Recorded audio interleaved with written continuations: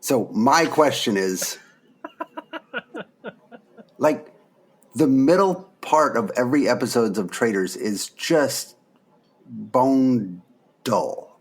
Just like that's when you like look at your phone for like the half hour middle of every episode. The challenges are just pointless. I don't think that that's entirely true. It's mostly true. I think while that, I can totally understand why you would want to watch one season of Traitors every once in a while, but to have to suffer through the bloat of every episode willingly and binge that. Well, no, but you're making some assumptions there, Dustin, that every territory structures their episodes the same way. Yeah, they all do. Well, they all, first of all, except for US and UK share puzzle design and mission design because they're filming at the same location. They have the same team. All the others, they do their own missions. So, but the mission there's still design, missions, right? But the mission design. I mean, what you're arguing about though is basically saying like, why not skip the challenges in Survivor? Yeah. One of the challenges in Survivor actually, you win immunity, or right. And some people win shields. Sure, but you don't really learn that much about the people in it. I will say that is true for a lot of them, but they've been doing better. And some of this is because I've seen all of UK, and some of those challenges haven't come up in the US yet. But they've designed challenges now this season that are more geared toward like forcing people to lie, like within the challenge. That and would so be in a more way that interesting, makes yes. them, then they're like, do I want to lie or do I want to try to tell the truth so that they won't think so they won't be like, oh my God, they're such a good liar, they must be a traitor. So there are definitely some challenges that are more like that, to try to like mess with people's heads more. Which I think are honest, like those were some of the more entertaining challenges, to be sure. But the challenges, at least in the US version, don't give. There's no, like, what is that other game show that was hosted by the NPR guy? Oh, The Mole?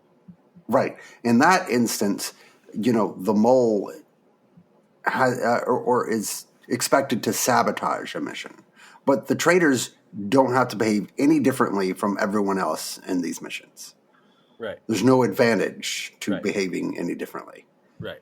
So there's no way to, like, suss out who the traitor is from the missions. Right. Unless you're Danielle and you're just really bad. Right. No, I understand that is, it's definitely, that is definitely the weakest part of the Traitors, for sure. But they are, I would argue that they're working on it and they're trying to figure out ways to make it more integral. And again, this is more about like stuff I've seen in the UK version that will come up later. I'm assuming will come up later in the US version. That there are some challenges that, assuming they do them in the US, then they're like they're closer to. They're not like perfect, but they're closer to answering like your concern. To make it part of. To make it more where you are learning. You're either learning more about people, or at a minimum, they're being forced to be deceptive in a way that would further stress the relationships, make people think more about like, are they? It's not like them having to sabotage something, but it is people just being forced to reevaluate, who do I actually trust. That would be helpful, but also if you make it any easier to figure out the traitors, then the game kind of blows up. Like there's like if you were playing this season of the American Traitors, do you think that you would have figured out who the traitors are based on what you've seen? Like, I feel like Boston Rob, like, you don't think that I think obvious that Boston Rob is? I think that it's Caroline, obvious. I don't. I think that's obvious that Boston Rob is a big suspect. But I think between the fact that there's a reason why he's good at these games, is that he is good at getting people on his side. And or whether it's because he convinces them or they're afraid of him, which are like two valid ways that he controls, Sure, groups in these games. And also, I'm sure everyone is going into this being like, I think Boston Rob would make a great traitor, I think the way he entered the game, he'd make a great traitor. But they also know that we would all know that. So that, like, everyone's just playing those loops in their head and being like, is it too obvious that he's a traitor? Right. So I think that and Caroline, I think, I don't know how anyone would know that she's a traitor. Like, right. She's actually been brilliant this season. Yeah. The only one. But again, also, we're also not seeing, we don't see 90% of what happens. We don't see the actual relationships that they're building. And I don't know, you're also like, I would imagine you're just completely paranoid the whole time.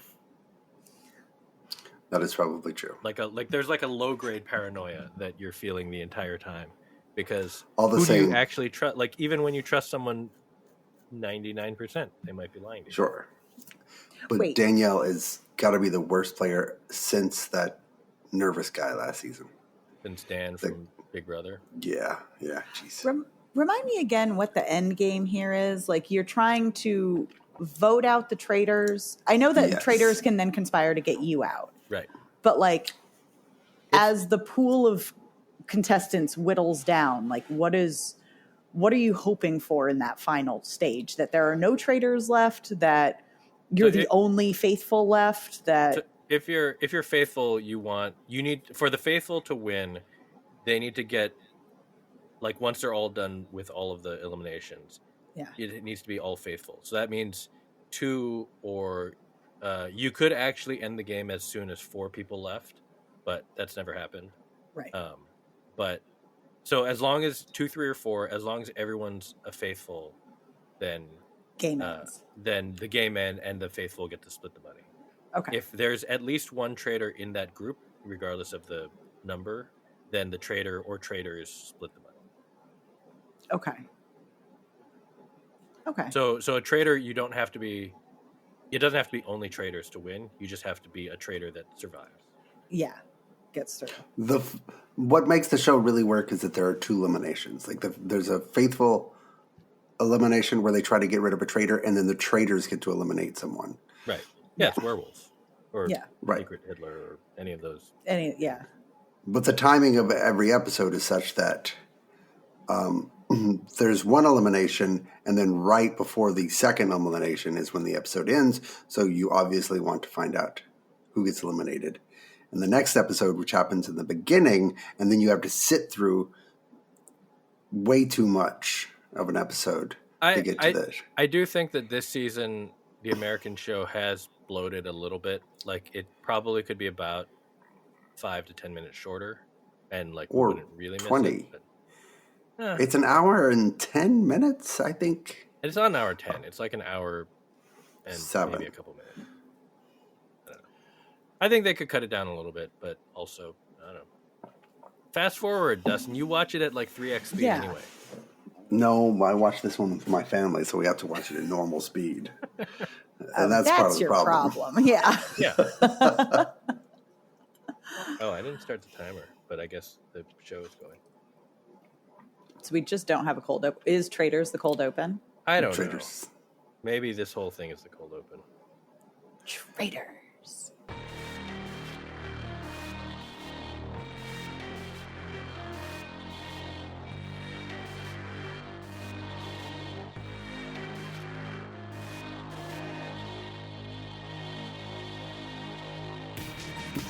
It should be whispered. I just wanted to talk about Traitors, and I thought it was important to include it in the show, Dan. Okay, hear me out. What if... Okay. So I don't remember... I didn't realize that Big Brother had challenges until Dan was talking about it last season. Oh, it does? Oh, yeah. Do you not listen to anything Dan says? Part of Big Brother. Yeah. That's how you win HOH. That's how you win. Sometimes you win prizes. I didn't know any of that, but I just had this... I just always assumed Big Brother was sort of like just people trying not to get caught making out in a house because there are cameras everywhere. Mm-hmm. Right? About that too. Kind of right. I mean, that's part of it. So I was thinking Traitors would be a lot more interesting if there weren't challenges and it was just straight up murder, but it's just people in a house having to live together, and every once in a while it's like, and someone's been eliminated, and they have to like lay awkwardly in the middle of the floor for a while. And it's just like the party game. but with cameras over Yeah. a longer period of time in a Yeah. house. That would be fun. I wonder if people would like lose their minds. Like that's almost worse. That like you'd have to be, Yeah, you it just is. have to be stuck in that state. Because like when they go on the challenges, like There's nothing they again, can do. They just have to wait. right? And everyone is trying their best to earn. Like everyone wants the money, so Right. everyone is trying to earn the money. I mean, they do have a little bit of, sometimes they're like someone goes harder for a shield than you think. They're like, oh, is that a traitor who's trying to prevent someone from getting a shield, or is that Yeah. just someone who really thinks they're in danger? But yeah, that would be much worse. I mean, much worse for their mental states. Yeah. Well, look, I mean, I'm not saying there can't be like hidden immunity things or like whatever, but I think like one killer and they get to reconvene every time somebody's been murdered and try to guess who could have done it. Mm-hmm. And it's all based on clues and it's more like an escape room scenario. Mm-hmm. And then, yeah, you have to find some way for maybe people to save themselves, but maybe not. Maybe you just have to like try to get the guy, try to figure it out faster. Mm-hmm. I don't know. I think we should figure out how to have a high stakes reality version of Duck Duck Goose. I was going to say Get Down, Mr. President. Do you ever play that Secret Service? No. Oh, this is a classic party game. We did this all the time in high school. So you're in a room full of people. Everyone's drinking and talking, and one person puts their in high school. Oh yeah, no, we did. Well, shut up. What? Shut up. Let's not focus on that. What are you? We were drinking sody pop. Shut up. Okay. So everyone one person without like, you don't signal it. You just kind of, one person slowly like puts two fingers to their ear, like a Secret Service agent listening to their ear set. Right. And then anyone who notices that someone has done that has to do the same thing. So everyone slowly starts picking up on this and putting their fingers to their ear. And the last person to notice gets tackled by everyone shouting, "Get down, Mr. President." It's like the nose thing. It's like the nose thing, only, yeah. And we used to tackle people out of like through doors downstairs. I mean, people got wrecked during doing this, but it was a lot of fun. So we would play Secret Service. I would like to figure out a way to do that. That would be fun on television. Yeah, I mean, it feels like what you want is like the celebrity game night thing, but like. You need regular people so that they can get hurt and like their faces are not so precious. I was thinking Squid Game, but like there's only one game. You just keep making people do it over and over again. I feel also, like both of you should watch Devil's Plan, which I have talked about before. Yes, you have. Because that's like they make the game part more interesting and like because like they're not technically you're only eliminated if you lose at the games because it's about like you're like earning coins and like if you're out of coins then that's when you're eliminated. But it becomes they form basically tribes and start like trying to like there's a majority group and a minority group and they like start trying to pick each other off. So also in their living because they built like their living quarters were built on the set, so they're also like living on the soundstage for like 2 weeks or a week or whatever. But there were because it's all like puzzle games and mind games and strategy stuff. They also built like an advantage into like puzzles in a puzzle in the house itself. That like people were like, oh, I bet there's a puzzle here, and then they start trying to figure out like where the puzzle is and what it is. Oh, I would love that. So. It's all and they're doing a season 2, Dustin. So I saw that they were doing a spinoff of the Physical 100 today. It's just the third season. They had already announced it. Oh, the spinoff is the third season? Yeah, it's physical. It's just Asia. So it's now it's going to be like the Olympics or X Games where like they're all competing for their country. I see. Because after 2 seasons and 200 of the finest athletes you can find in Korea, they ran out. I don't know. Maybe. All right. I still think that my crossover show would be a giant hit, where your teams are mixed up of athletes, chefs, and comedians, and the challenges rotate. But you have a team of each, so you Yeah. need. So then, like the chefs also have to try to do comedy, Yeah. or the comedians also have to do insane physical challenge. That would be a lot of fun. Yeah. And then have it hosted by Alan Cumming. So it's kind of like really just It takes place in a castle. It's fine. Mm-hmm. Yeah. Okay, Dan. Anyway, look, Dustin. The point is what? No, I was just. I need you to introduce the do the introductions so that we can talk about drinks. So while you're talking about your drinks, I can go refresh mine. All right. Dustin needs more alcohol, is what he's saying. Mm-hmm. So start with me while I finish mine. Let him talk. I'm trying to do the intro, Dustin, as you requested. Welcome to another episode of Podjiba, the Podjiba television podcast. I am Podjiba comedy editor Dan Hamamura. With me, as always, are Podjiba managing editor Tori Preston. Hello, Dan. I'm going to talk really slowly so that you have to take time to get to Dustin so we can just make him suffer. But That's it's good. Lovely to see you. Have you done something with your hair? It's the same hair, but I appreciate you noticing. Yeah. Maybe we should work on our NPR voices. Oh, where we really, we take our time and we really enunciate. Yeah. Dustin tell us one time that we spoke too fast, which made it more challenging when people fast forward our podcasts. So we should really work on, enunciating, being very calming, talking slowly. I hate you both. Dustin, of all of us, you're the one who really should be, like, you're the one who enunciating, who apparently mumbles the most. I do. I need to enunciate better. I also don't know what your name is. You have a bit more of a drawl, which works, though. That's true. You can do the slower. You'd probably have a great NPR voice. My name is Lotta Jansdata, and I don't know what that is. Is that a brand, Tori? Do you know? It just popped in my head.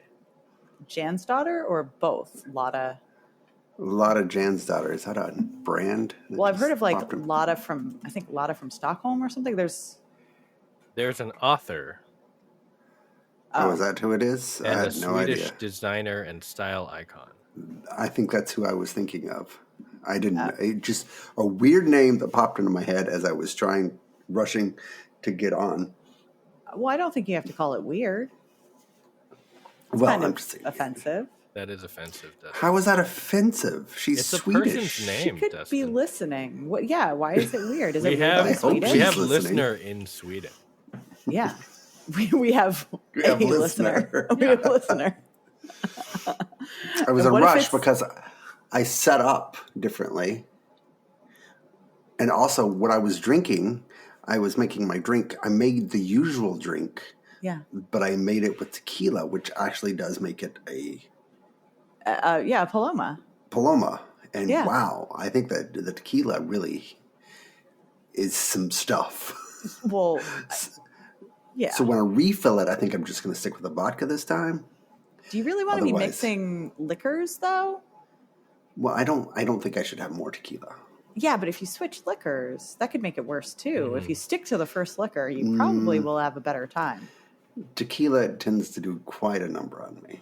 The last time I had tequila, I recall, I was in Boston, and then I took a bus home, and I woke up on the bus covered in McDonald's Frosty that I had no idea how I got. It sounds like you don't recall what happened. Yeah. I don't know. I remember going to the bus station, and I don't know what happened between that and arriving back in Portland, except that afterwards, for some stupid reason, I decided to go buy groceries. And I bought everything. Good, because you were hungry. It was like 10 o'clock at night, and I was tipsy.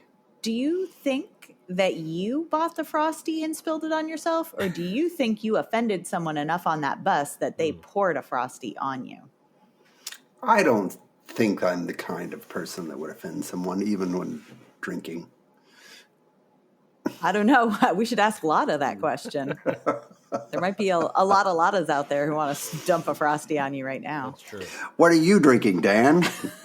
Well, Dustin has just left because he has to go make more alcohol.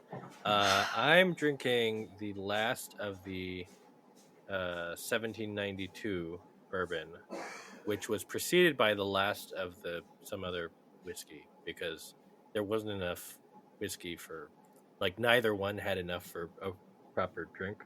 Right. So the first one finished, and then the second one now is happening. I'm impressed that you resisted the urge to mix them. I did, only because I like the taste of the 1792 better. Yeah. So otherwise, I probably would have just, like, if they were both equally of equivalent good quality. Yeah. Yeah. But anyway, Tori, what about you? What are you doing?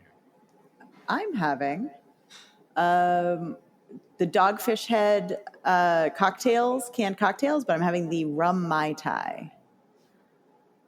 And I'm hearing an echo, which means I think Dustin has... I think it's Dustin. It's because his MacBook Air is his headphones instead of his headphones. His headphones. And we started recording, because I think it's too late for me to change that. I don't think it was like that before. I think it's just when he got up. I'm wondering if he accidentally, like... Maybe. Let's see what happens. Nope. Let's just see what happens. It switched back. Yeah, right. He left. He left the range. Amazing. Dustin. When I leave the range, does it mess up the podcast? Yes. It switched from your headphones to your MacBook speakers, and we could hear an echo. Yeah. Oh, I apologize. That's okay. I figured it would be quiet. No, vodka. No more tequila. I look forward to tomorrow morning when you're like, I shouldn't have mixed alcohols. All right. Well, we are 20 minutes in, which is great. 22 minutes in. And we have 38 minutes left to talk about whatever Dustin wants us to talk about. I guess the first thing is the Grammys. Why are we talking about the Grammys? I don't know. I don't know, because they were a big event this week. It was a big television event. All I know is that Kendrick won, and everyone was like, this is great because Kendrick won. Yeah. And they're making fun of Drake. Yeah. Yeah. That is true. The diss track won a bunch of Grammys, like almost as many Grammys as Drake has over his entire career. And honestly, Kendrick deserved it. Like, that was a really good song. Yeah, lots of cool performances, lots of, It really is a fun show because they don't care about the awards. Yeah. It's 8 or 9 awards in a 3.5-hour show. It's just performances. Yeah. Everything else is done off camera, and that's fine. A lot of performances that felt geared to me specifically, like Janelle Monáe doing Michael Jackson for the Quincy Jones tribute. That was really good, yeah. Bizarrely, which this one, it took me a second to understand. My friend had to explain it because I was like, why are Lady Gaga and Bruno Mars doing a duet of California Dreaming rather than their actual song that won a Grammy? And my friend was like, yeah, because this whole thing is sort of for the fires in California, and maybe having them perform a song called Smile. What is it? Smile While You're Dying or whatever their song is. Something like that, yes. It's maybe that's the wrong look. And I'm like, oh, yeah. And the crazy thing about that song is it's Smile While You're Dying, but it's also not on the Joker 2 soundtrack. It has nothing to do with Joker 2. It has not. No, they just did a duet. They just did and it's great. I love that song. I liked it for a minute, but then they wore it. I listen to the radio a lot because I have teenagers, so it's on constantly. I'm tired of it, but it's just so weird that Smile While You're Dying is not on the Joker soundtrack, because it would be a perfect song for the Joker soundtrack. Yeah. It would have been the only successful thing about the movie. Yeah. I just like that Bruno is in his, I know we're not a music podcast, but he's in his just collab era. I don't know when he's going to put out another album. He's just I'm going to do a song with this Korean pop star, and I'm going to do a song with, Lady Gaga. And I had a whole, he's already moved past Silk Sonic, which is, I'm still obsessed with. But he had that was one big album-long collaboration, and now he just does random songs with people. And I like that for him. Doesn't he perform in Vegas still? Yeah, I think that's probably why. Right, takes up a lot of his time. Yeah, he does have kind of like a residency going on. What do we think of this whole mustache trend in men? I would have been anti, except that, as I've mentioned before, Aiden Turner on Rivals, kind of that. I am now firmly pro mustache. If I can come around seeing that beautiful man cover most of his face with a mustache, and by the end be like, never change, don't lose it, this is you now. All right, fair enough. The Benson Boone guy looked just like Paul Mescal, and I was like, wow, this is a look? I don't know who that is. You've heard the song. I don't remember how the song goes, but it's very popular. And he was part of the new artist performing. He was the guy that did the black flips. I don't know if you saw. I saw the black flips, and I did not know the context. Refused to turn the volume up. I was just like, this is fine. He was also wearing like a onesie. And you're not asking us about men in onesies? No, I'm not. Because you already knew the answer? Yes. Yeah. Okay. I'm just wondering if I should if I should grow a mustache now. You kind of have one. You just need to shave the beard. Yeah, shave the beard. Well, then it's Then it's a mustache. Yeah, sure. Why it won't work. It won't work for me. I'd look too redneck. Would you? Only if you let the mustache droop. Only one way to find out. Yeah. I think. Live on podcast, shave. Yeah. I can't really grow a full mustache, otherwise I would join you. Speaking of music TV, Dustin, only because I recently saw... Somehow I was watching something where there were commercials, and I saw commercials for The Voice, and they were touting their new judge, Kelsey Ballerini, and I was like, I've never heard of this person, but apparently she's big in country music, big enough to be a voice judge. Oh, so, yeah, I maybe heard the name. I have no idea who that is, though. I had never heard the name until I saw this commercial this weekend. So I'm ignorant about most music. Country music. Well, no, most music, to be honest. Oh, I mean, like, I don't think I've heard any of the music in the Kendrick Drake beef. The last Kendrick song I heard was YOLO by The Lonely Island, featuring Kendrick and it's a good song. It is a good song. I need to go listen to that. Yeah, I've been the what's it called, the Lonely Island being on SNL this year made me go back and rewatch and re-listen to a lot of the old stuff, and it's both great and also I'm like, how is some of this stuff like 12 years old? That's insane. Yeah. Actually, just not to skip ahead, but when the Buffy news, which the news just being that they're going to do some sort of reboot of Buffy, and Sarah Michelle Gellar is on board, and it's Chloe Zhao's going to direct, and but the headline of the article, the Deadline article, was like, it's been 20 years since the Buffy finale or whatever, and it was more than 20 years, and it was just like an arrow through my heart. I was like, I've never had a sentence come for blood like that. And you're just not prepared. You're like, oh, I'm gonna like read this interesting news thing, and then it was just like I got punched in the face. I'm like, what do you mean it's been more than 20 years? Since the finale, not even since like, the start of Buffy. Yeah. So anyway, time sucks. I did not watch Buffy, but that still was shocking to me. Yeah. But I mean, it is accurate. I was definitely in college when it is the era of the Netflix disc. Oh yeah. Yeah. Which is how I tried to watch it. And you didn't like it? You know what? I watched the first season and I didn't like it. And everybody's like, oh, it gets better the second season. The first season's not great. And then I watched the second season and I still didn't like it. And I was like, this is just not for me. Clearly. Which is so funny because it seems like it should be for you. Also because you love Joss Whedon. Like you apologize for Joss Whedon. What are you talking about? At what point? I was never the Joss Whedon guy. I'm the Lindelof guy.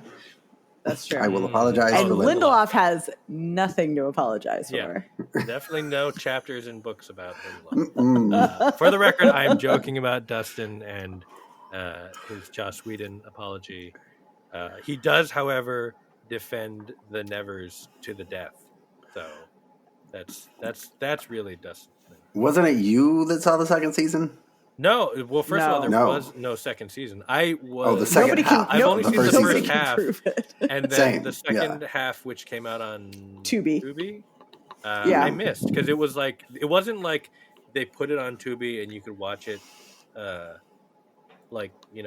demand. It was like it's on Tubi and they had like a channel for like a month and then it went away. Yeah, and it was also like 8 months later. Everyone had forgotten about the Nevers in the first place. I think it was like more it was than 8 months later. Yeah, I think it was. It was probably like a 2 year years, and a half. Yeah. It was pandemic-y. Yeah. So time. Yeah. I did not hate the first half, but I heard the second half was not good. Yeah. I didn't love the first half, but I It was didn't very hate messy. It was Yeah. messy. I like the actors. I just didn't like that's the true, writing of the story. Yeah. But I would have watched for like the two leads because they were great. Yeah, the leads were good. Yeah.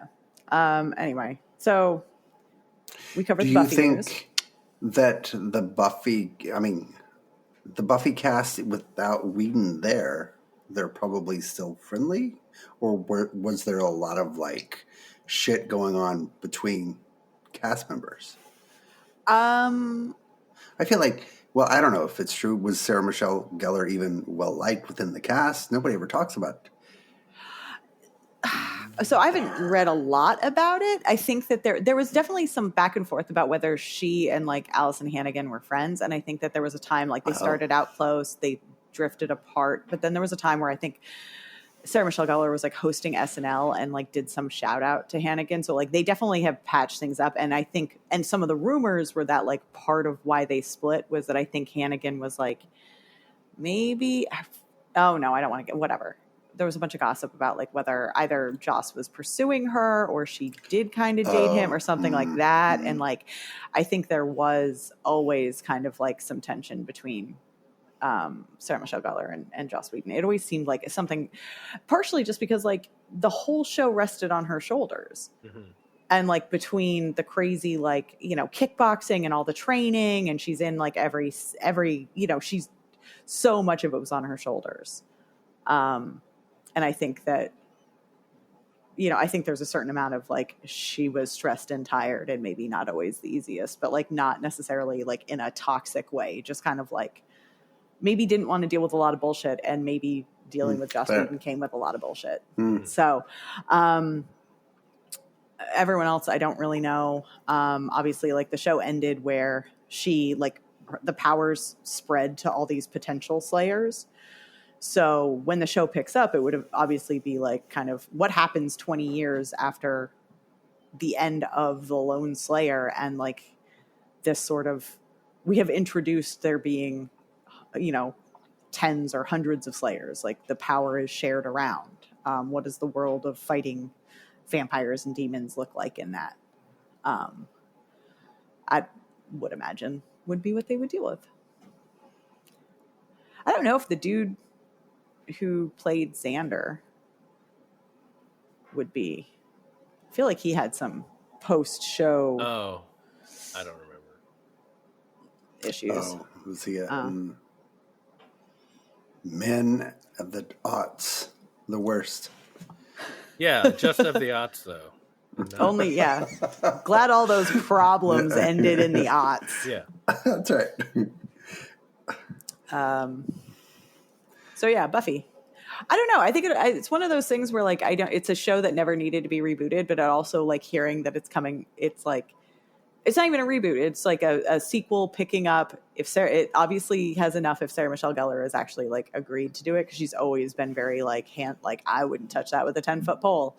And so it's very clear like with Joss not involved. But then I think the question is like, this is the thing that put Joss Whedon on the map. And, you know, despite his, you know, personal fuckery, like which we were not privy to. Arguably, like his influence was justified. Like you go back and watch, aside from Buffy, there was, Firefly, huge following, Dollhouse. Not a huge following for Firefly, but no, but like certainly had a devoted following and had more influence than it would appear from like, I was a big Firefly guy. I wasn't in the Dollhouse or Buffy. But you go back Angel. And like the first Avengers movie, like that movie up and down worked. And that was Joss. Like, I think that's interesting. And so it's an interesting thing. Not that like, I'm not disappointed that we don't see his stuff, but I think the question of like, can you extricate Buffy from him and have it still work? And I'm not down on it. I'm actually very excited to see how this works. I should note, am a huge fan of the original Christy Swanson, Luke Perry Buffy movie, which... That's the one I loved. Yeah, which Joss arguably was not necessarily super happy with. So, like, let's be honest. Buffy works with less Joss influence. And Paul Rubens and the Toad the Wet Sprocket song. Oh, my God. Donald Sutherland. So like, oh, my God. The whole movie. That movie is fantastic. Too bad about Christy Swanson. Yeah. Yeah. At least we have Sarah Michelle Gellar. Well, for different reasons. For different reasons. Yeah. Very different reasons. Anyway, not a movie podcast. Little House on a Prairie reboot you wanted to talk about? I don't know. Speaking of reboots. I have no interest in that whatsoever. I don't know why it's getting rebooted. I don't know why anyone would be excited about this. I didn't have interest in people who watch it were like original. They're in their like 60s and 70s now. Yeah.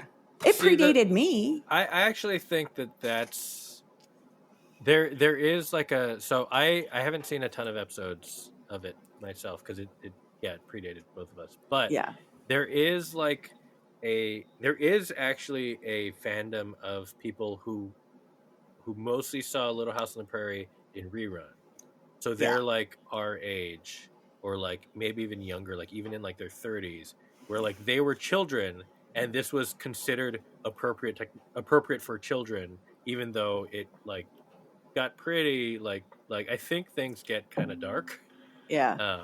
But we also read the book. I don't know if you did, but like, did you read the books in school? Like, we definitely had to read some of them in grade school. No, they were around. I think my sister read them, but I never did. Yeah. But I don't know. I mean, I think that I don't think it makes any less sense than any other reboot. No. Little House on the Prairie, what are people? It feels like one of those shows that is popular on like some fast channel on Tubi or something. Yeah, probably. Yeah. I wouldn't have any idea where to watch it, and I didn't know where to watch it on cable. Yeah. I don't think I've ever seen a single episode. Yeah. Yeah, I don't know. I mean, I wouldn't look, it will be fine because there's source material. So it's like no matter what, it's like you can just say, I'm going back to the original source material. Going back to the books and reimagining. Is Melissa Gilbert related to Sarah Gilbert? Are they sisters? Aren't they? I think they're related. Yeah. I think they are. I'm going to say they are. Are you looking that up, Dan? Now I'm very curious.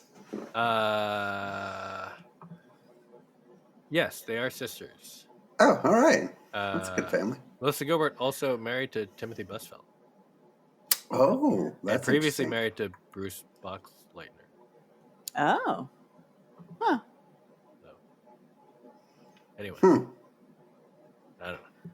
I won't watch a Little House on the Prairie reboot, but I think it'll be fine. They'll be fine. I might give it a shot. Yeah. I don't know. What do they do on the prairie? They live in a house? It's just old timey. Yeah, it's like a family and it's hard. It's like, I mean, I don't know. I don't remember much. Era? No, I just always feel like it's not Oregon Trail, but I have a very like that vibe to me, like where it's it's just life is hard. The family loves each other, but life is hard. Oh, wait, was this the John Boyd? No, that was the Waltons. No. What? Yeah, no. What? This was the Michael Landon show. Yeah, this Right, is right. Michael But Landon. like one of them ended with "Night, John Boy," not John Boy, or something like Yeah, that. no, That was the Waltons, I think. That's not Little House on the Prairie. Yeah. And I don't know what the Waltons is suddenly. To be fair except to that Dustin, it's the John Boy show. The Wikipedia entry does say initial reviews drew comparisons to the Waltons.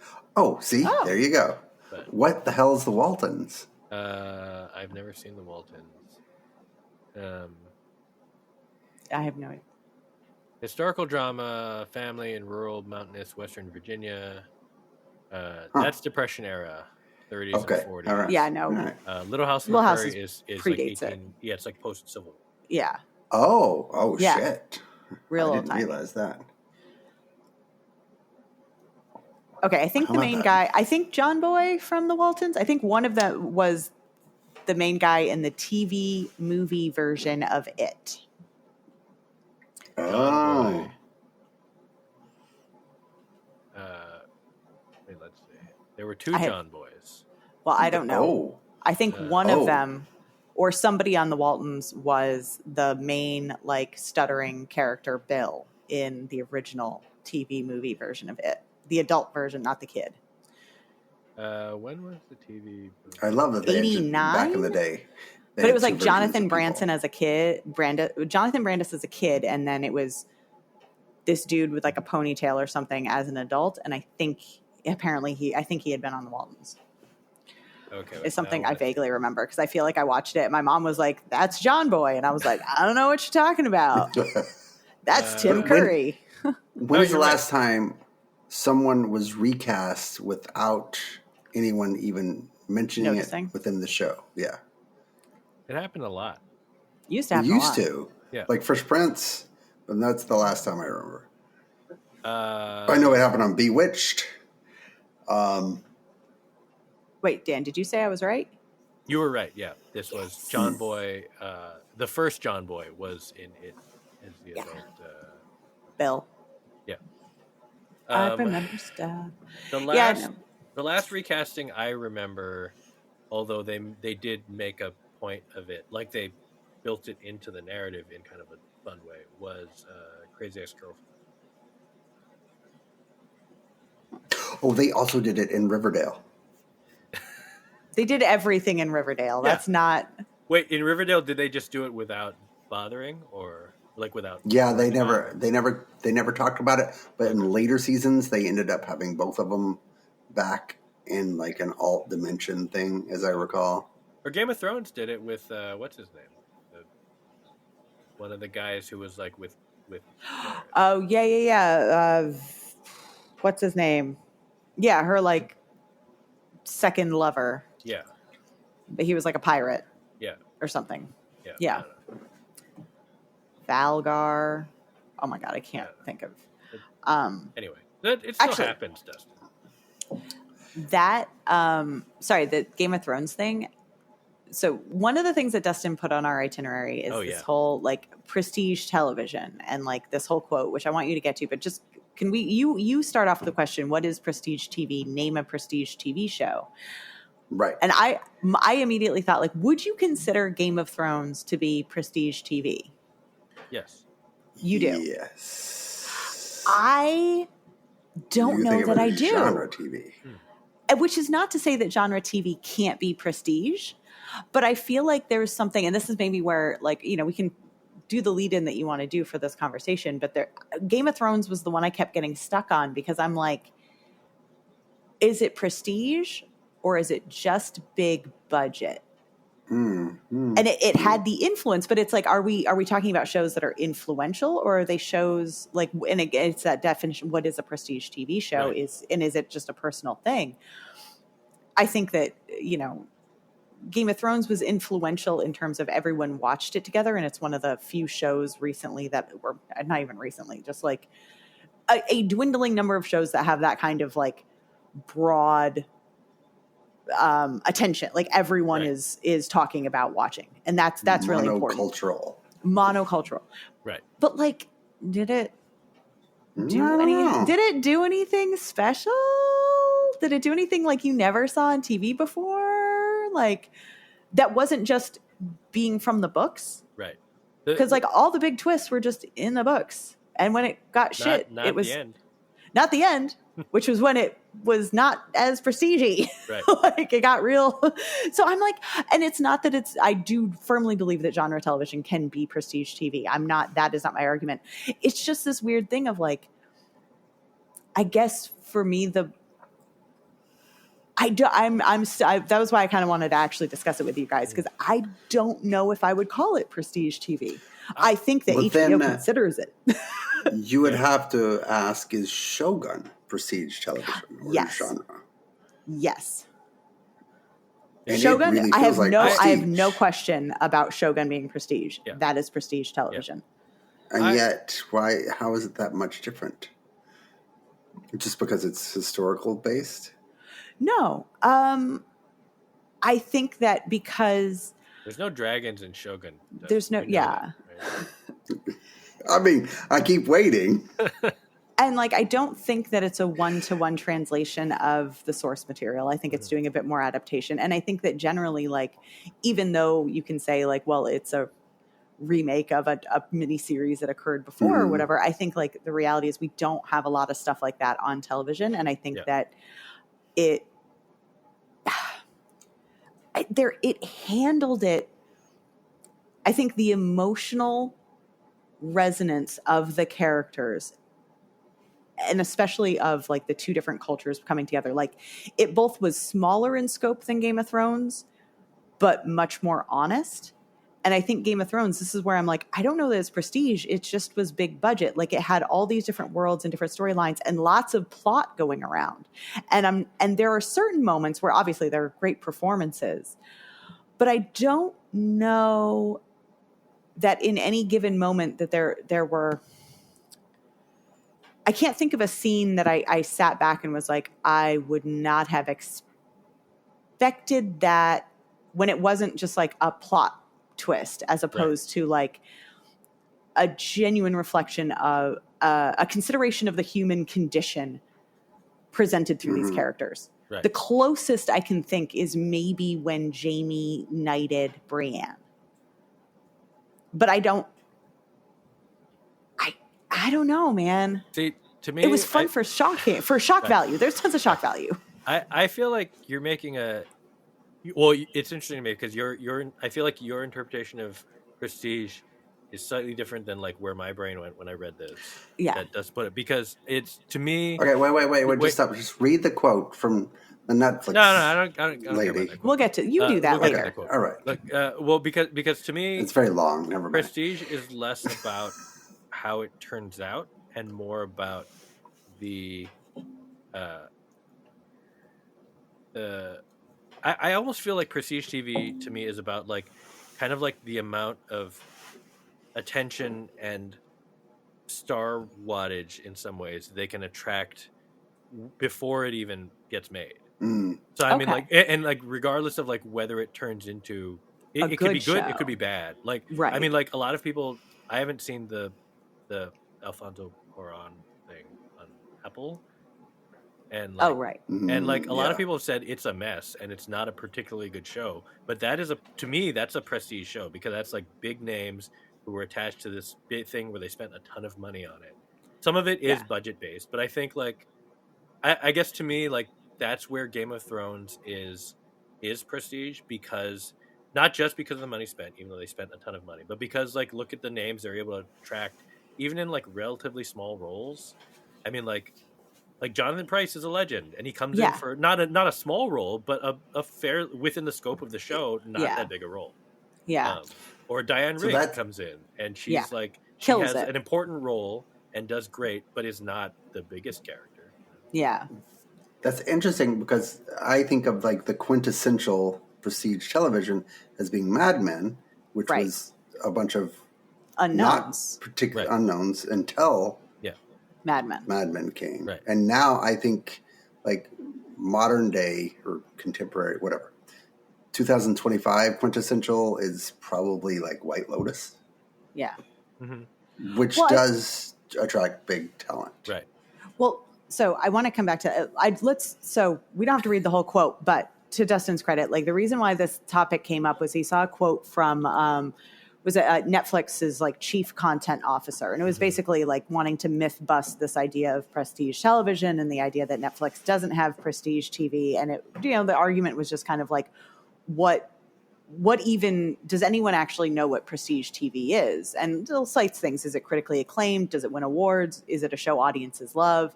Is it one that just fancy people in New York and LA talk about at dinner parties, whatever? No one can agree on it.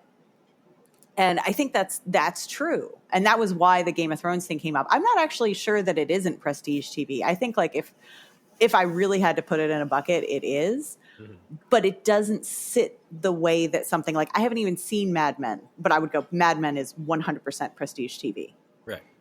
Sopranos to me was like early edge of prestige television. Right. I was thinking about when we did the competition for streaming shows, and our final ones were Ted Lasso and Reservation Dogs.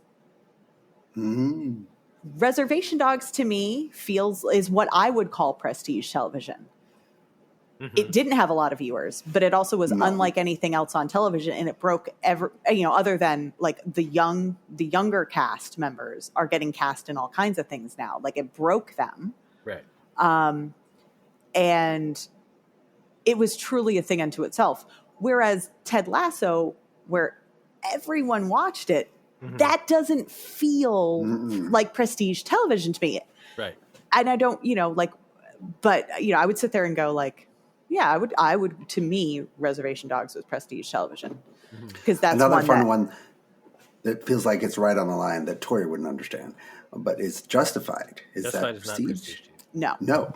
Justified, even though it's an amazing show.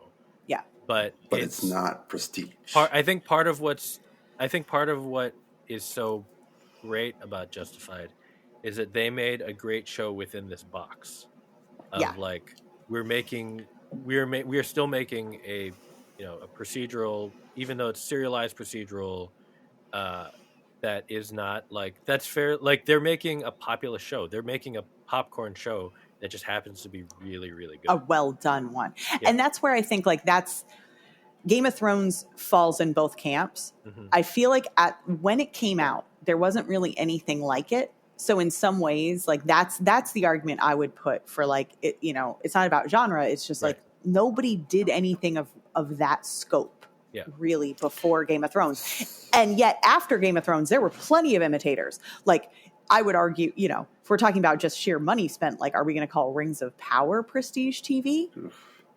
Like nobody, like, but it wants to be. It wants to be. Yeah. And Game of Thrones is definitely much more deserving. It was the influence. It was so influential. It showed what you can do on television. Right. I don't know why there's this part of me that just wants to, but that argument of it's not just that it's like the box exists and it's a great example, a quality example within that box. It's that box arguably didn't really exist until Game of Thrones built it. Right. And that's prestige. Mad Men, you didn't have shows like Mad Men until somebody went, you could do that. Yeah. We can rule out episodic television then. Not necessarily, but I think Tori's onto something that like the breaking of new ground will get you into the prestige camp regardless of other factors. Like I think there is a way to get in because of star power. I think there's a way to get in because of breaking new ground in TV. I think there's a way to get in just because of money, probably. Well, I mean, if you can hire the right directors and the right cast. Dustin, here's a question, Dustin. Is The Pitt prestige TV? That's what I was going to ask. Like Severance? Yes. Pitt? I don't know. No. I would say no. It's just a medical show. I think it's just a really, really well done show. Yeah. It's a really well done example of a hospital show. Like Dustin, here's another example. The West Wing is a prestige show? I don't know. Studio 60, prestige show. I don't think I loved Studio 60. Especially the scene where they're all yelling at each other about whether or not they're going to say that Gabrielle Giffords is dead. And Oh yeah, I don't think anything on network television is prestige. Homicide. Ever. Homicide. But Homicide was Homicide prestige preceded before. Prestige. Yeah, exactly. Yeah. It preceded. It was prestige. Yeah. It was so prestige. pre-Prestige. It established prestige. But like, but doesn't legit. I mean, I'm joking about West Wing, kind of, but like legitimately, a lot of shows in the like before, because Prestige was kind of considered like birthed out of really Sopranos. Sopranos, yeah. And so like there were shows in the 90s that I think if the definition existed, you would consider them prestige. Sure. Twin and Peaks. West Wing was yeah, it's true. Yeah. Which of course means that Twin Peaks: The Return is the prestige of the prestige. God. Yeah. I mean, it's on Showtime. It's on RIP, Showtime. but still. You know. Wait, but then Dexter, no, Dexter is definitely not. No. Not Dexter even is close, is an interesting twist on, we have plenty of serial killer things. It's just having the killer, a killer. But Michael C. be their point Hall of view. won like every year. Yes. And then John Lithgow won, I think. So you can argue and that's one of the things that content officer is saying. Is it acclaim? Is it whatever? Like, is it just the shows that pick up awards? Shogun definitely is prestige. It won all of the awards. Right. But then we would have to argue that Ted Lasso was. Or Squid Game, and that's not. Squid Game, I'm weirdly borderline on. I don't feel know. Like it doesn't feel like it, but on the other hand, and I think it's one of those things of it broke through here. I think Squid Game is hard to judge because it was a complete shock that it broke through in our market the way that it did. Netflix didn't expect that, anything like that. But when you look at it in the context of other kind of Korean shows, I'm like, I can watch a lot of dramas that do very similar things. It feels unique because people in the US didn't pay attention. And people globally didn't pay attention to that kind of show the way that Squid Game hit. Right. But I do think that Squid Game, this is not an argument for whether it's prestige or not, but just that like the way that it's constructed, the way that the story is told, the visual storytelling of it is much more. It's not in the box of like a normal K-drama or like what you would find in like many other Korean shows, even like wildly successful ones. Right. And I think that there's, it like it's. The I don't want to production say value is. I don't want to say it's more Western, but it's definitely. It is more elevated. It feels it's less soapy. Yeah. Like even their most serious shows have a kind of soapy quality that I love, but that is not in Squid Game whatsoever. Like the production value on that from the design and then like it's really well executed and it has a real message. And then, one that you can then argue, I love arguing whether the second season undercuts some of the politics of it or not. But it has a lot going on. Veep. Yes. The Almost bear. any. Are you asking, is it prestige? Yes. Oh, yeah, of course Yeah. it's prestige. Almost. So the Veep is, but like It's Always Sunny's not. No. No. It's Always Sunny is not because it's, and this is one that has nothing to do, it's not really about quality. It's about, and it's sad because like I want It's Always Sunny to be prestige, but like ultimately if it was prestige, it wouldn't be It's Always Sunny. Right. It's about trash. Yeah. It's trashy. That's the trash point. in like the best way possible. In the best way, but it's not prestige. Was really it's really profane and foul-mouthed and yeah, but it's got that. It's almost anything. So what's interesting about prestige TV to me is that, like when it comes to HBO shows, almost any other network, the assumption is it's not until you can make the argument that it is. HBO, it's the assumption that it is until you can make the argument that it isn't. Right. Okay, that's and fair. that's just the development of kind of television. So the same way, we pretty much understand that almost any network show is not going to cut it. Yeah. You have to make the argument of whether it does. Basic cable. You're going to have a bit more flexibility. You got your FXs. FX is going to have a higher hit rate, which is why we can kind of like have that argument about It's Always Sunny, whatever.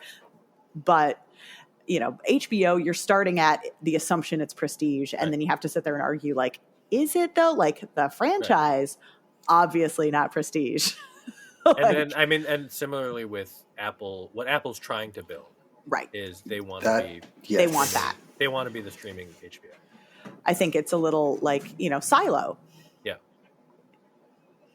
Is it prestige? I don't know. It's Apple. But, yeah. It's genre. It's got great actors. I think it's... Is it? I don't know. Is Slow Horses prestige? Eesh. Uh, Or the stupid Kristen show. Not Palm Springs. Is that what it's called? Oh. Yeah. No, like Palm a Springs prestige cast. I thought that was the movie. Yeah. Oh, yeah. Palm Royale. Palm Royale, sorry. Prestige cast, won a lot of awards. Terrible show, but... Look. But again, It's I don't think execution or like ultimate result means it's necessarily prestige. They got the cast they got. Yeah. Well, good, because you know what? Schmigadoon, prestige television. Schmigadoon, absolutely prestige television. Look at the cast they got. The star wattage. The star wattage alone, yeah. The casting. Nothing like it on television. Come on. They're going to do it on Broadway. That's how prestigious. Or Kennedy Center? One of those. Anyway. Yeah. I think it's Kennedy Center to try and eventually go to Broadway. After Party.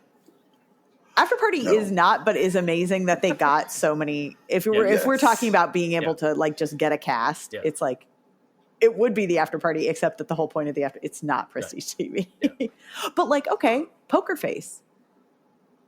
Oh, Poker Face is. I think. Well, it's Columbo. It's too episodic. It's episodic. It's fitting into a very established box, but it's arguably like an auteur. Well, but it's an auteur director, not auteur, but it's like it is a known director. His vision. You're getting incredible casting, and the way that it's episodic is, I think, unique. They're using the episodic nature to make it prestige. Yeah. Right. Yeah. Okay. All right. Yeah. So, I see that. Yeah. Much in the way the After Party did a different genre every episode. Yeah. Come on. That's true. Anyway. But I know. I know. Did Psych, but it's not. Not every episode's for Psych. Okay. Fine. No. But like in the third and fourth season, they did a lot of genre episodes. Community also. Community is prestige. Yeah. Oh, that's true. Well, you think Community is? No, but it's amazing. No. Yes, it is amazing. It would be closer. No. So this was where I guess maybe this was one of the reasons why I wanted to argue about Game of Thrones was because do you consider House of the Dragon prestige TV? Like, do you get grandfathered in? I feel like Game of Thrones, HBO, yeah. It is, but But is House of the Dragon? I'm not saying it's executing on the level of what you would want, but I think it is aspirationally. Yeah. But is it just because it's tied to Game of Thrones? No, I'm going more off of budget and cast than if it wasn't Game of Thrones, but you had that budget and that cast doing it still would be period drama. But then it would just be. But again, like Game of Thrones kind of at least built a box that other people play in. Right. If it wasn't tied to Game of Thrones, then it would just be a show with a good cast and a lot of money that's playing in an existing box. Right.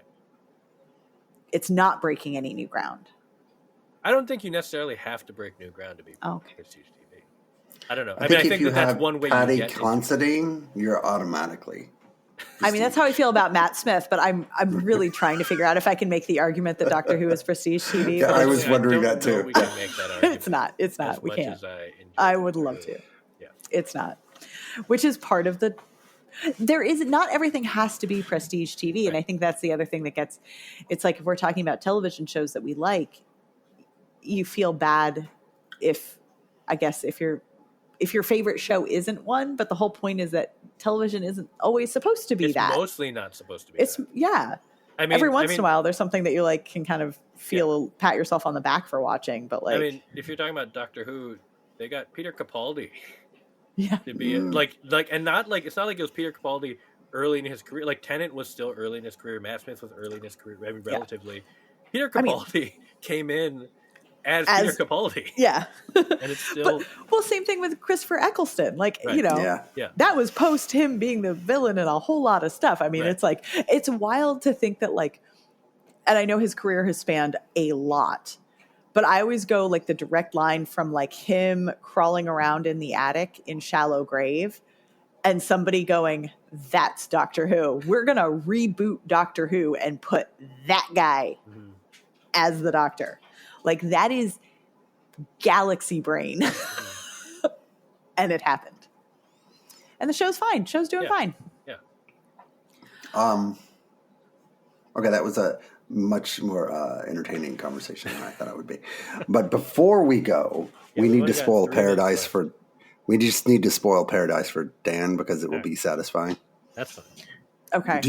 What do you know about Paradise, Dan? It has Sterling K. Brown as the lead, and it was created by Dan Fogelman, and it is not a heartfelt show.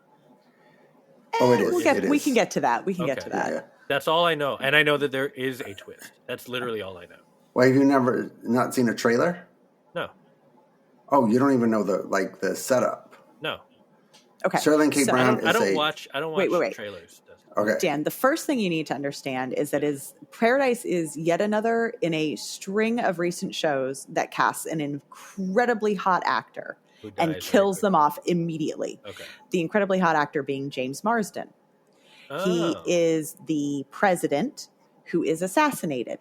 He is killed in his bedroom, and Sterling K. Brown is the the Secret Service agent who discovers him at like 8:00 in the morning. Okay. So it's like the night agent. Right. The morning after agent. The morning after agent. But the twist is that he's the president in this enclosed 25,000 person town bunker under a mountain because the world has ended. We don't yet know if it was, so we know that they were behind the scenes kind of planning for whether it was a environmental catastrophe or a political, we don't know if it's like bombs or what, but like basically everyone was dying and like there were already plans in place. They had built the city, picked their... And he was the president of the United States. He was on his second term. And he knew this Sterling was imminent. Brown was a Secret Service agent for him, so they were both invited to be part of this community. They know what happened to the world. They know, yes. So we don't know yet. But the This Is Us angle is that there are a lot of flashbacks. So that's why James Marsden is still in every episode because there's tons of flashbacks, but also just about the characters' lives. Right. And they really do like a kind of awkward job trying to shoehorn in the emotional stuff. Like there's this whole, like the third episode is Sterling K. Brown is trying to get information from this therapist who's somehow important to the administration. Sarah Shahi. Who's Sarah Shahi, and she's amazing. Yeah. And she's also trying to like suss out whether he's trustworthy. So it's the two of them just basically having an episode-long conversation. And it's all like they have to reveal secrets so that they start trusting each other. And it's just like the most painful way of like, we're going to tug on your heartstrings. We're going to make this really emotional rather than just telling you the plot information that we need. Right. We're going to make it this tit for tat, like detailed. So like, tell us why your father stopped flying planes. But I loved This Is Us and therefore I'm very susceptible to this love bullshit. it. Yes. I'm sitting here going, it's bullshit.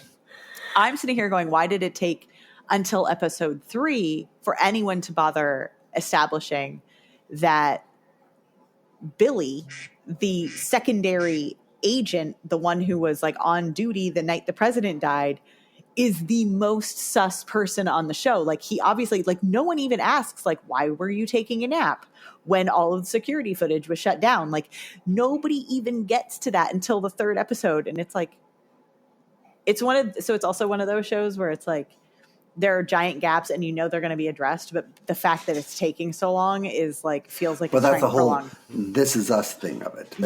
They want to have these, so like Sterling K. Brown's wife is dead. We don't know why. Yeah, we do know. Well, now we know. Well, I mean, yeah. Sort of. She But yes, but we don't know why she wasn't invited to the community. No, she certainly was. can- No. She was. You Oh, she find out in was. that the third episode. It's basically because he says it in this offhand way, but it's that she was in another city for work when it all went down, and the president didn't send a plane for her, or somehow didn't make sure she got on a plane. And so is that why? That's why he hated the actually president. hates the president. Yeah. Which is why they think why he's a suspect. Right. But they were also super close before that. Right. Awkward. And so it's like this whole thing of like he hated the president because his wife is dead because she didn't make it onto the plane to the community, and he somehow holds the president responsible for that. But on the flip side, he's too relentless and good at his job to like not try to figure out who killed the president. And so whatever. I have to say that Marsden is spectacular in this. He's so always good. is. I know, Yeah. but he's just like in particularly just so fun in this. Yeah. Yeah. It's a fun show, Dan. If you watched like one episode, you'd get hooked. I do want to check it out. It's not like I'm not interested in it. It's just There's a lot of you got Swedish so Traitors. many traitors. Yeah. So many Traitors. I did watch 27 Dresses this weekend, which also had James Marsden in it. So Very delightfully charming. Yeah, delightfully charming. Okay. Okay. We also no. I hated it when it came out, but I've softened. On Is it because 27 you Dresses. hate Aileen Brosh McKenna, Dustin, co-creator? Of, No, Crazy Ex-Girlfriend. I know. No, Are you sure? I love romantic comedies. And you At love the time, Sweden. I had a problem with Katherine Heigl, which I resolved. I still don't think 27 Dresses is great. But look at that cast, Dustin.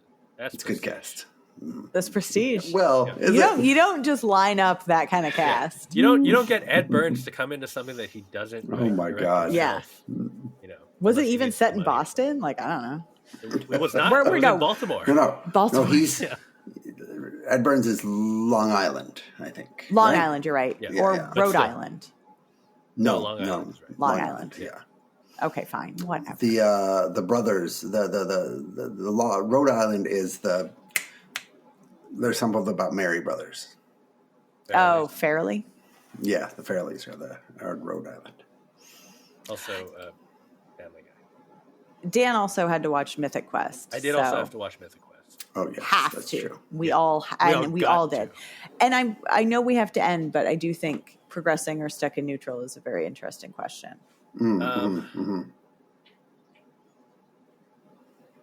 It is.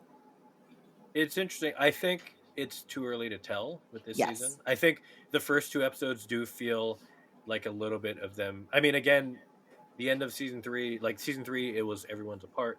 Now this season, everyone's back under the same roof again. Yeah. So it kind of was a reset and like trying to just reestablish where everyone is. It's also been a long time since last season.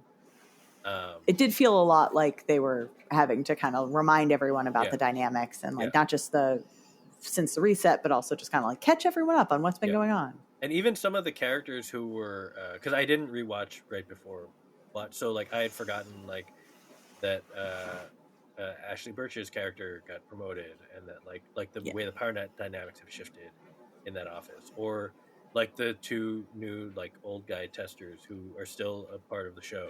Yeah. Which is great because they're just like a random aside.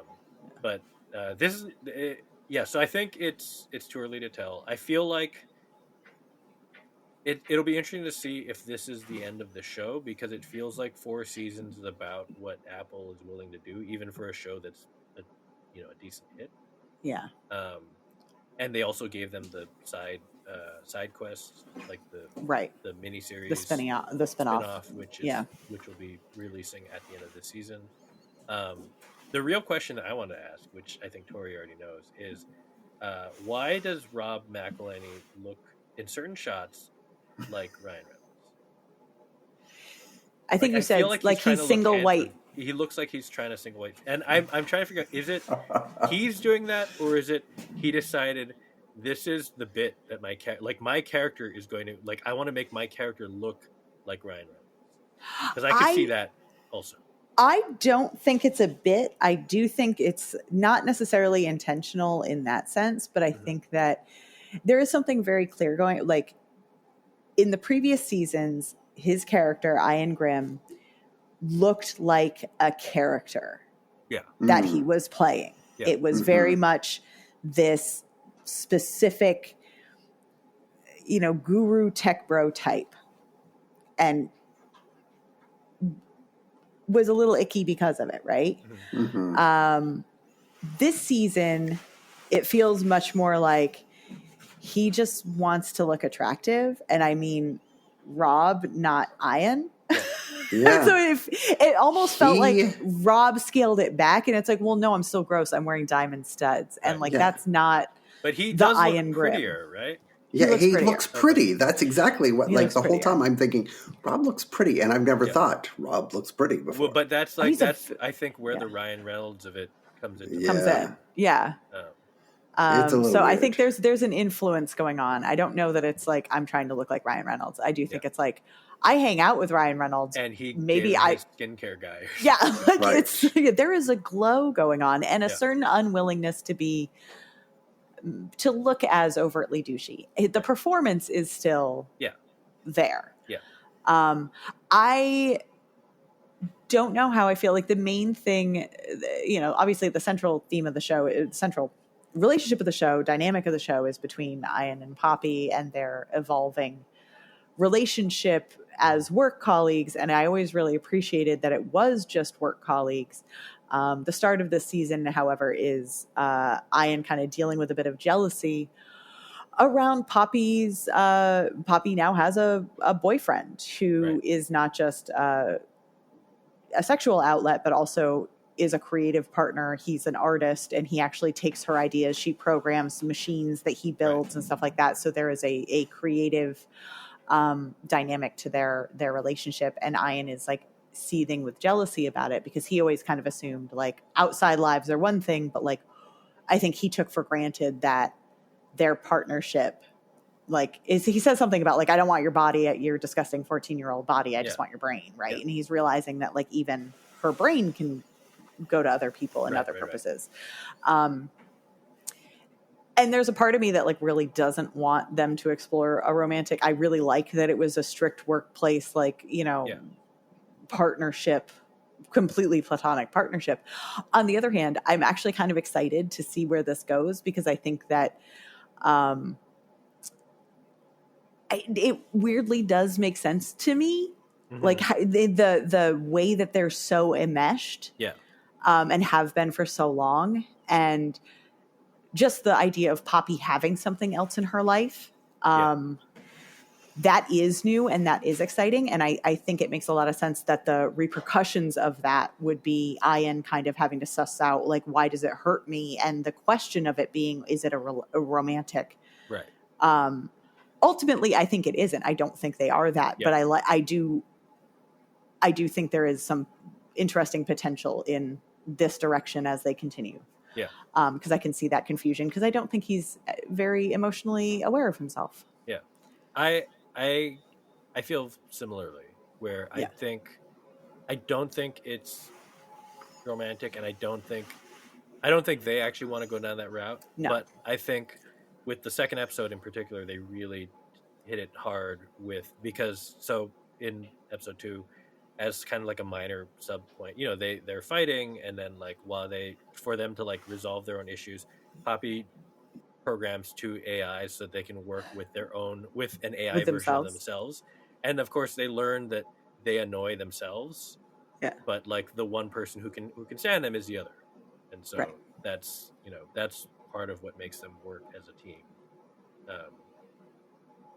Even though, I mean, Poppy obviously has been more absent than normal because of her boyfriend. Yeah. And it's just interesting because like that's the paradigm of the show up to now is that she has always been disgustingly involved in her work. Like Ian had an outside life. She would just lay on the floor eating candy and not bathing. Yeah. And so it is interesting. Like, is it it is progress to at least have her character develop anything else. Whether it sticks or not, I don't know. What do you think, Dustin?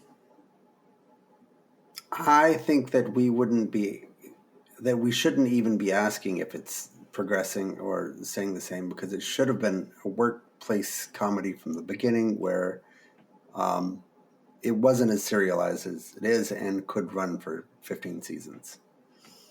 That's not how Prestige TV works. Yeah. I know. Yeah, is Mythic Quest Prestige TV? No. I don't know. It had F. Murray Abraham. I actually think it's true.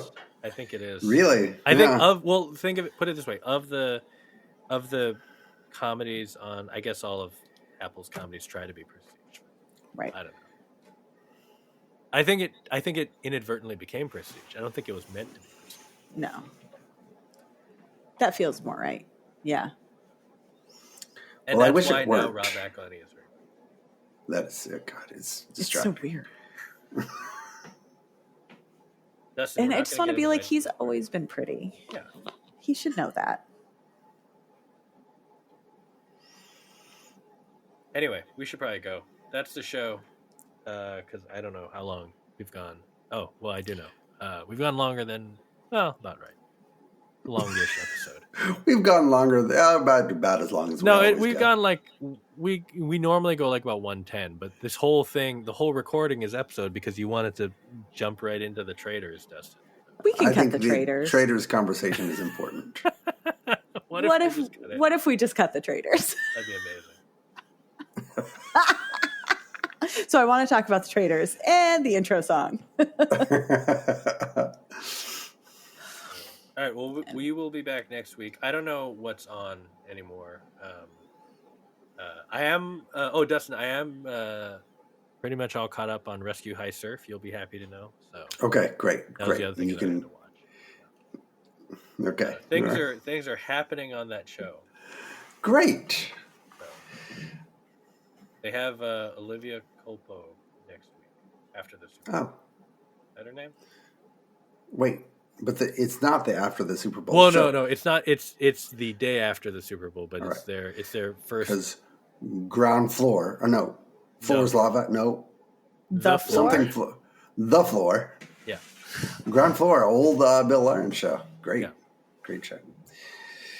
It was a good So show. wait, the Super Bowl is coming up? Oh yeah, the Super Bowl is That's Sunday. Right. Mm-hmm. Congratulations. The Dallas Aren't you gonna watch Mavericks some commercials? traded like Luka to the Kansas City Chiefs. Dustin, Sorry. we are way out of our depth. I will Also, don't listen to probably him. watch the halftime show. Don't listen to Dustin. He doesn't know what he's talking about. It is true that I don't know very much about the NBA. I know everything there is to know about the NFL, though. Everything. Well, And he that's did do why I that whole didn't try to quarterback. say Dustin, you could have Luka's talked. last name. You could have talked about the fact that the Kansas City Chiefs announced today that they are going to start their own production company. I did see that, yes. Yeah, but And you that don't wanna also talk Cooper about Cup is getting traded. That's not TV news. Nope. But Well, the it Kansas kind City of Chiefs is. I thing mean, is TV. yeah, okay, fine. Is it just so that I they just can hope they have lose. the Kelsey brothers do TV shows for them? Probably, but I don't know. Maybe. They want to highlight the unsung heroes who have worked in sports and also the Kansas City Chiefs organization over the past, I don't know, decade. Brittany Mahomes just wants a reality show.